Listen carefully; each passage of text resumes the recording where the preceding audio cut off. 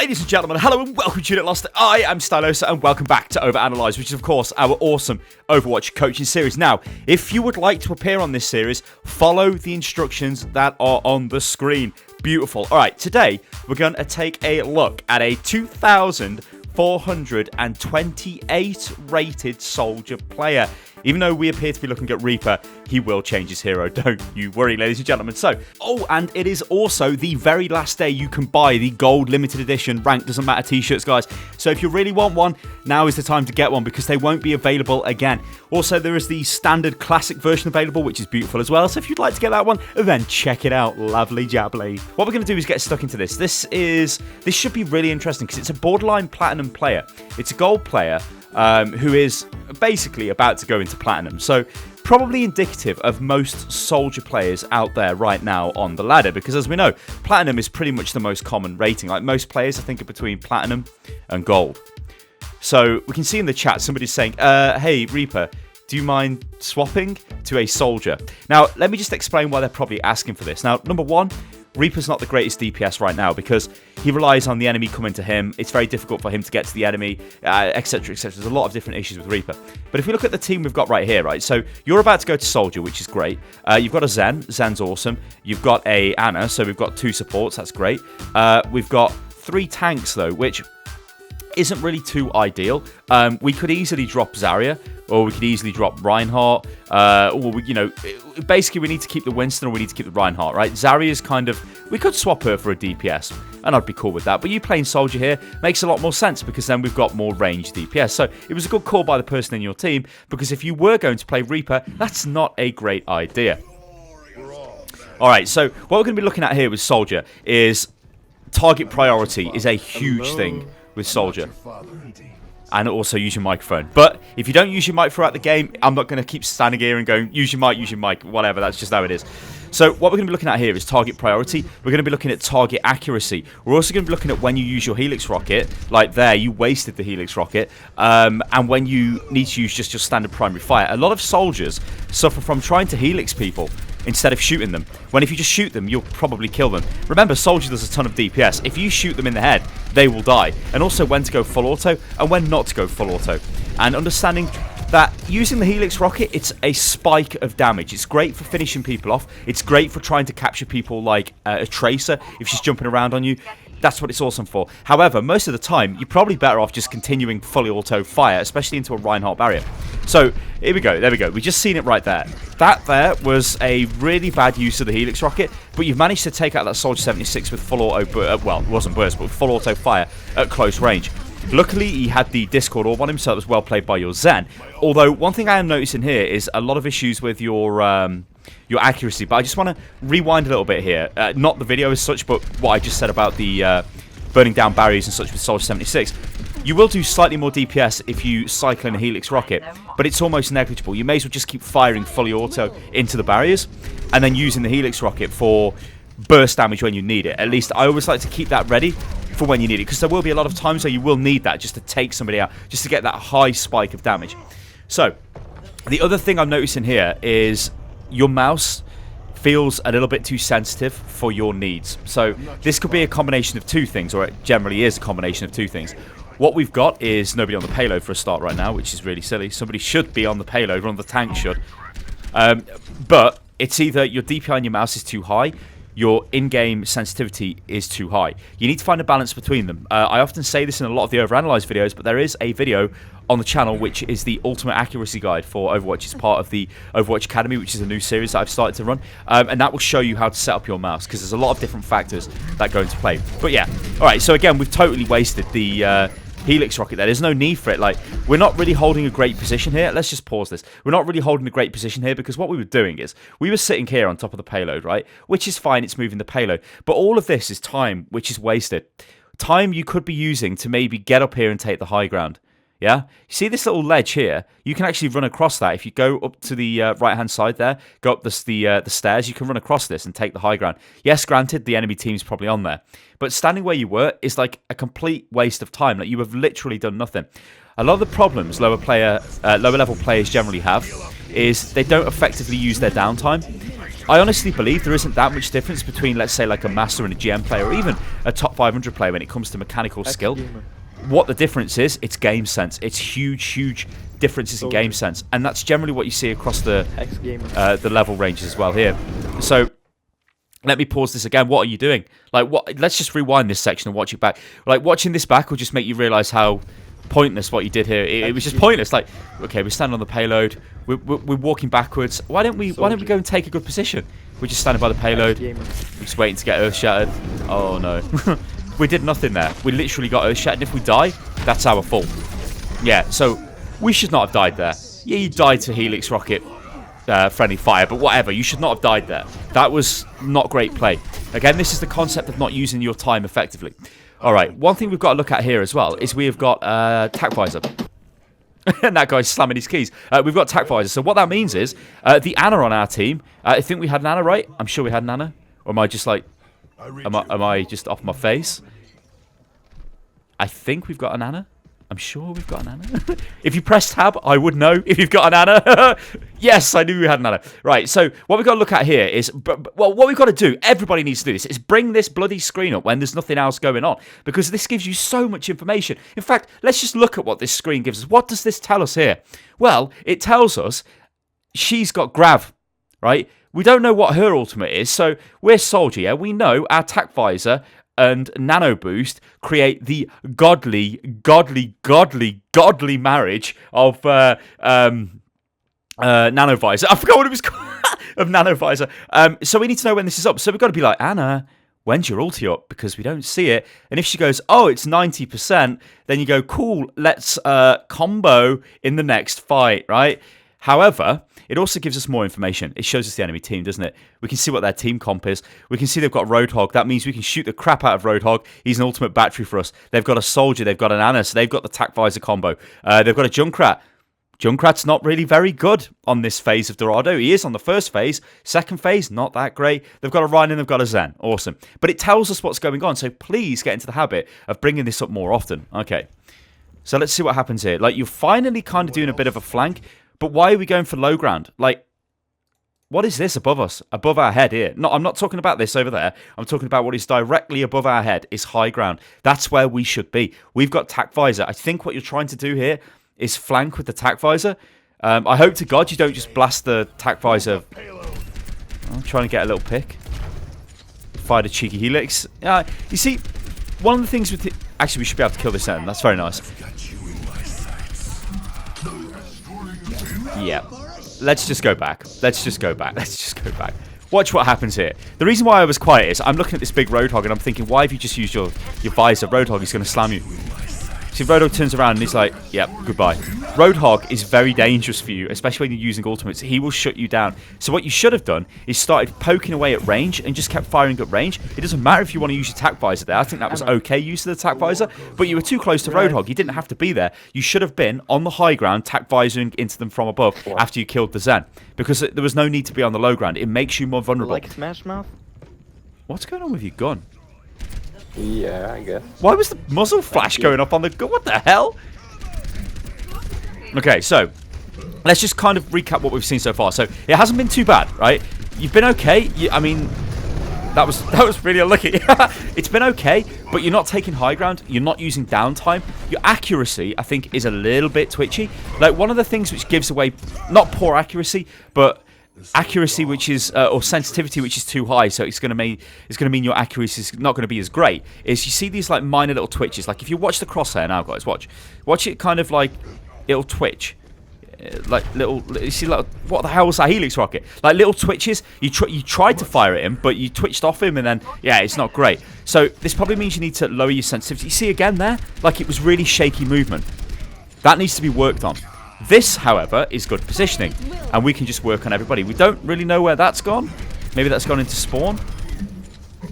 But we need to get the high ground back. And we know Anna's got a nano boost now, but we don't have... And she's just used it anyway.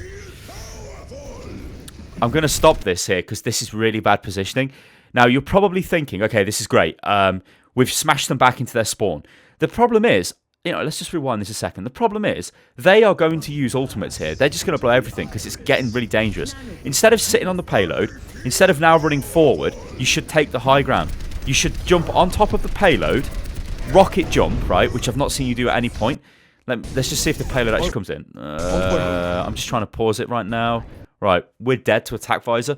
Right, what I would have done is I would have been on top of the payload, and you can rocket jump on top of the payload to, well, from the top of the payload, like not from here, I don't think, oh, you might be able to from here, onto that high ground, which is just behind us. I would have done that, or I would have got the other high ground, yeah? Rocket jumping is something which I could show you with my little kind of clip system, but I think it kind of really doesn't matter because it's all map specific and situation specific. What I say to any Soldier player who is really serious about getting better with Soldier is go into custom games, put the cooldowns to 0 on your abilities, give yourself like massive health or make your attacks do no damage, and then just practice rocket jumping. There's loads of points where you can rocket jump and it will get you out of trouble. There's loads of points where you can rocket jump and it will save the day. There's loads of points where you can, I mean, you can, there's a really stupid rocket jump you can do on Hanamura on the first point defense. You can rocket jump as Soldier onto the top. Beautiful. You can rocket jump onto the top of the wooden fence and then like sort of drop down and attack buys them from behind. They'll never expect it. And all kinds of, there's loads, like, there's just loads. This was beautiful. You have won the game. You have just won the game here. You've just won the game. Well, you've not won the game, but you've won this point. Your team can just push through and kill them. It's almost like you've become a different player here right now.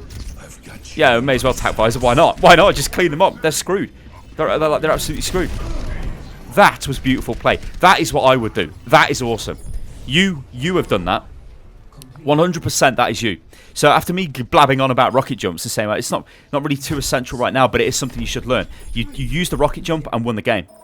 That totally, like nobody even knows what you've done as well. But that is awesome Soldier play. If you can do that every game, oh my god, it's beautiful.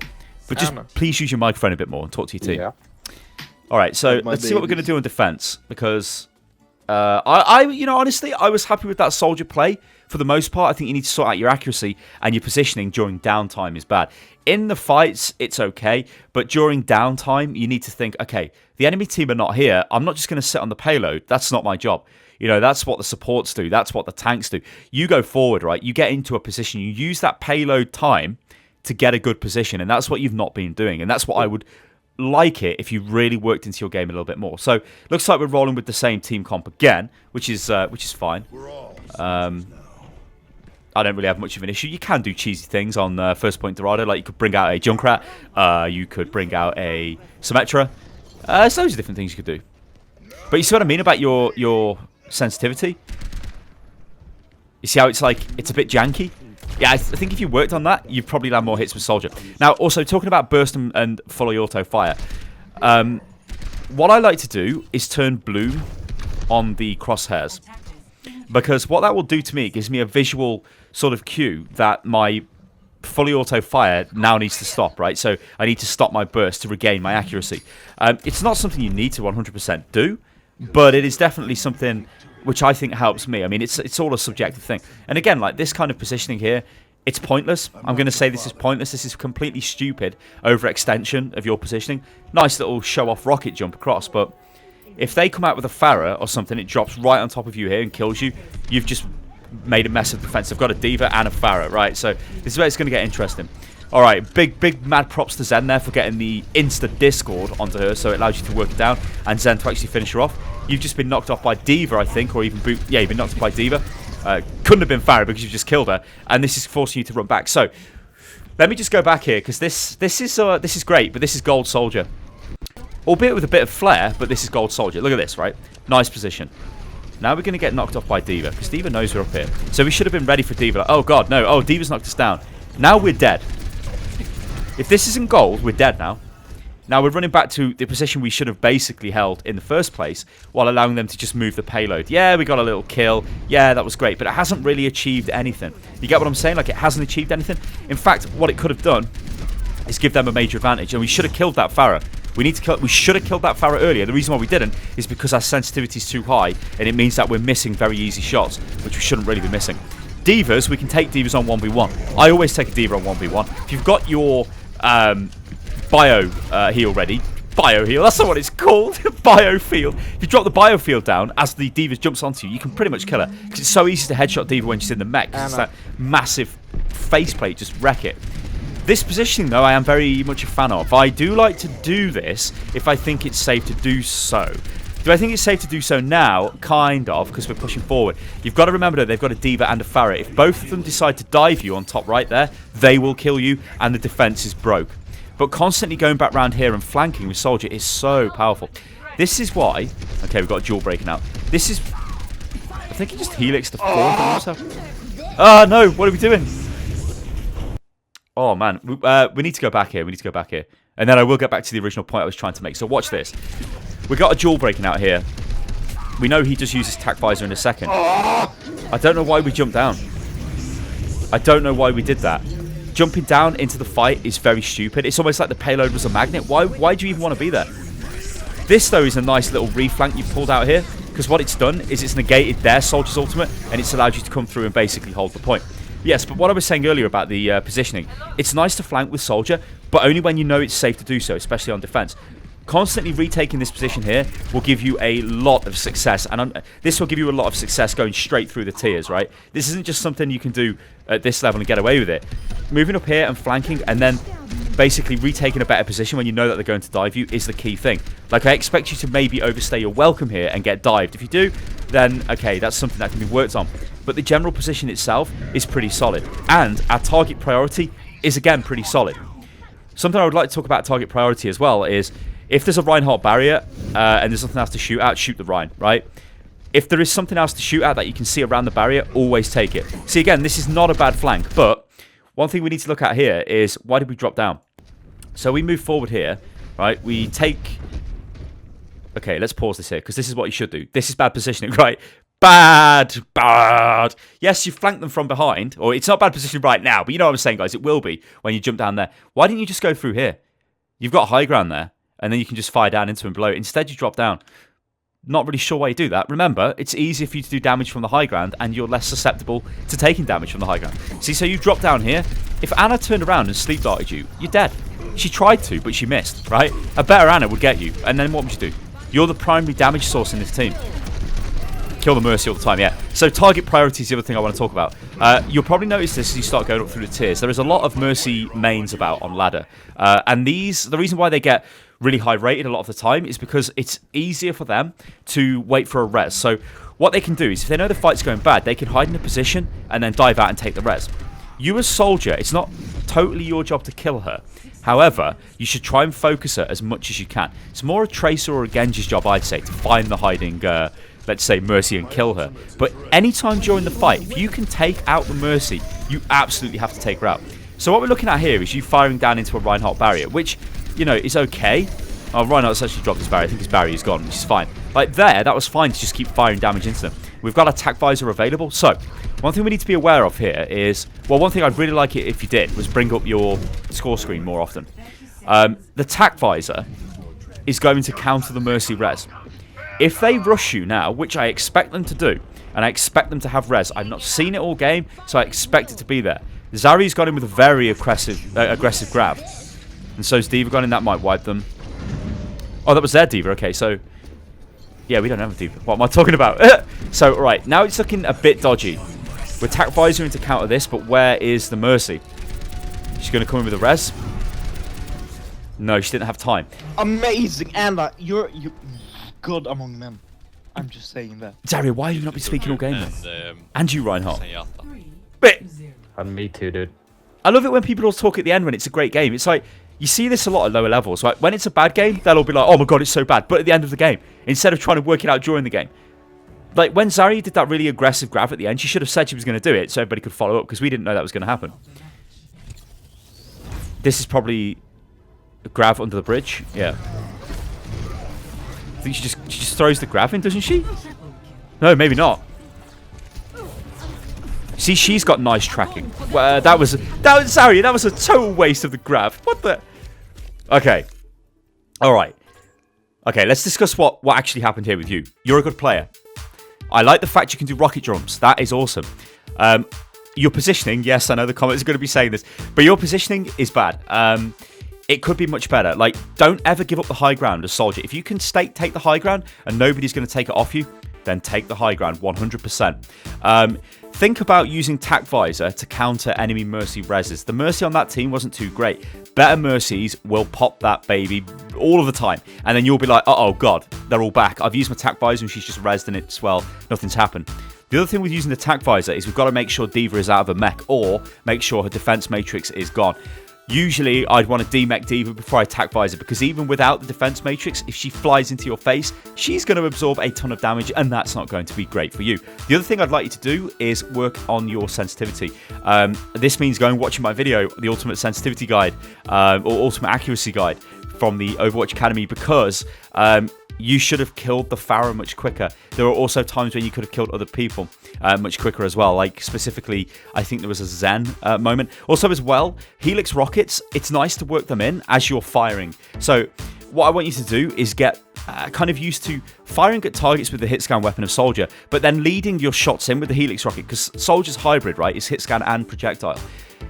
Don't try and engage straight away with the Helix rocket. You will kill more people if you focus in those close range duels just using your primary fire, right? I guarantee. And then just using the Helix rocket if you get them really low, or if a tracer dives onto you or something like that. Anyway, ladies and gentlemen, I've been Stylosa and this is Unit Lost. If you'd like to send a video in for consideration to appear on this series, then follow the instructions that have been on the screen. You can follow me on Twitter, guys, which is @UnitLostGaming. Subscribe to the channel if you love the stuff, and join the Discord, which is discord.gg/UnitLost. And there's loads of guys in the Discord who are looking for teammates and stuff, so go and make friends in there, get a duo queue on the go, and go and have fun. Alright guys, I'll catch you on the next one. Toodaloo.